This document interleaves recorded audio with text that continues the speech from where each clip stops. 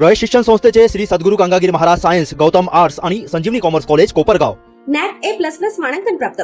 सावित्रीबाई फुले पुणे विद्यापीठाकडून उत्कृष्ट महाविद्यालय पुरस्कार प्राप्त. Cyber security AI skill courses उपलब्ध. अनुभवी PhD नेट सेट प्राध्यापक. पोलीस भरती, UPSC MPSC मार्गदर्शन सुविधा. आधुनिक प्रयोगशाळा, स्मार्ट क्लासरूम, वायफाय कॅम्पस. नोकरीची संधी, मुलामुलींसाठी वसतिगृह, भव्य क्रीडांगण व ग्रंथालय सुविधा. प्रवेश प्रक्रिया सुरू झाली आहे. आजच आपला प्रवेश निश्चित करा. SHGM महाविद्यालय कोपरगाव. संपर्क क्रमांक 02423 223155 आणि 223755.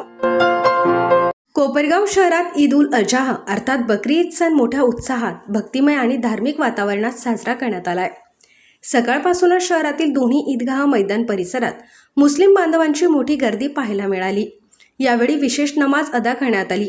नमाजपूर्वी धर्मगुरूंनी ईद उल अजहाचे महत्त्व सांगत त्याग, समर्पण, मानवता आणि बंधुभावाचा संदेश दिला.